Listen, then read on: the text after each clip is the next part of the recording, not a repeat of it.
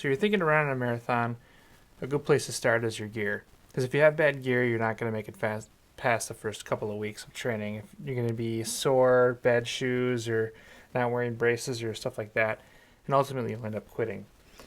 So I'm going to make this short and sweet. Starting from the ground up, first thing you need is a great pair of shoes.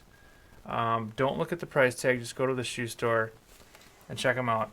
I am a big fan of Asics. I've always liked Asics. But again, this is something that's kind of runner specific, so you're going to want to try them on. But I've always liked the Asics, the way they felt. So when I say don't look at the price, that's because sometimes the cheaper shoe is the better fit for you. Like these were actually, I think, I want to say $100, but the $130 shoes were less comfortable for me. These ones were always the best. My feet felt the best after a long run with these ones. So again, going from the ground up, next thing is socks. Now I know that sounds funny. This is the sock that I like to wear. I don't like the ones that stop right at the heel because it ultimately, after miles and miles and miles, it'll wear down and then rub in the back of your heel. I always get the dork ones, the long ones, and it has to be the Nike Dri-FIT ones for me. I'm really funny about that. When you're going on a long run, you'll understand. Moving up from there, I always wear a knee brace. This is the kind that I get. It's just a compression sleeve. It's not the kind that fits around your kneecap. I've always found those to be too bulky with the Velcro straps. It's just a compression sleeve, just enough to give your joint some support, but not so much that it's going to just be bulky. And like I said, after 10 miles, it's really going to start to bother you. So, simple pair of knee braces. This also is not going to be something that's for all runners. I get a compression underwear, and I know that sounds goofy, but my legs rub just a teeny tiny bit with every step, and with these underwear, instead of my thighs rubbing, it's the underwear rubbing. Now you might not have that problem based on whatever shape your body is, but I do, so I get these just to prevent chafing. To cover it all up, I just have a cheap pair of pants. Just loose fitting pants. I don't wear those tight ones. I'm not a shorts guy. I've always wore pants. That's just me. Moving on from there, I always wear a compression shirt on the underside.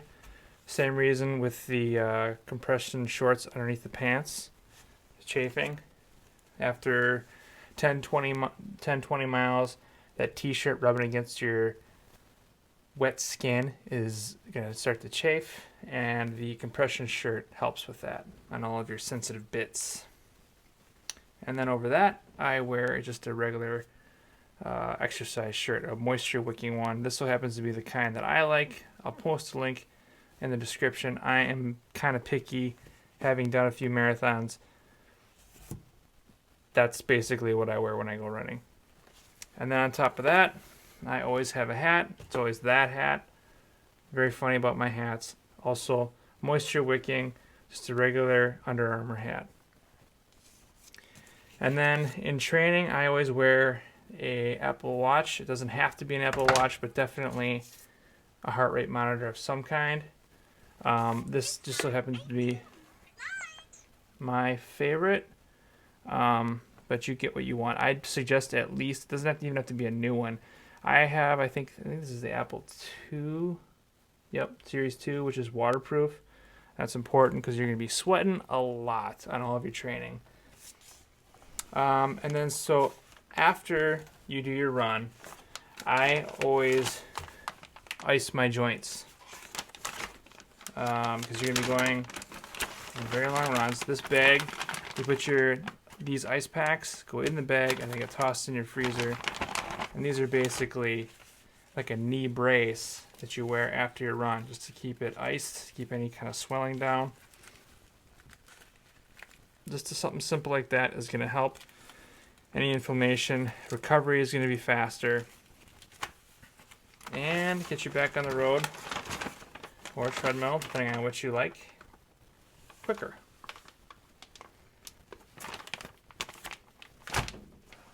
And also, it's up to you if you're a music person or a book person. I'm kind of a book guy. When I go on a long run, I need something that's going to keep my mind off of what I'm doing. And I either use a phone or just a regular iPod Touch. These are old now, so you can actually get them pretty inexpensively. Now for headphones, this is probably also a bit overkill. I use the AirPods. Thing with these though is if you're going to do anything active, these tend to fall out, for me anyways. And again, this is going to be something that's specific to your shape ear. For example, my wife loves these. This is all she needs, and they never fall out for her, but they always fall out for me. So if you're going to use AirPods,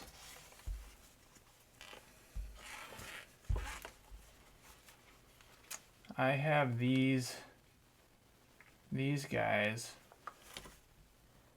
where the AirPod slips in, and this makes all the difference in the world. Just this little thing. And there are a few different ones you can get with or without this part that goes in your ear canal.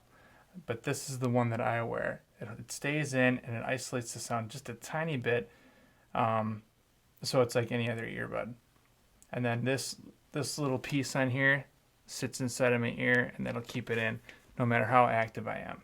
But that's just me. You may not like those. If you're going to go with a cheaper headphone, I recommend one without a microphone. One that's just the two earbuds. I've had it where, and I always tuck my cord inside of my shirt, and if the cord is inside of the shirt, sometimes the microphone is weighted different than the other side, and it'll pull the ear out. After a couple thousand times of fixing it, it starts to get irritating. Again, that's just something that's specific to me. And that's it for the gear that's on your person. The other thing I'm a big snob with is a good water bottle. That's the water bottle I use. It's a Yeti with a rubber bumper. This thing takes a beating and it goes everywhere with me. This is not something that you're going to want to use if you're a road runner. Obviously, it's too heavy and bulky.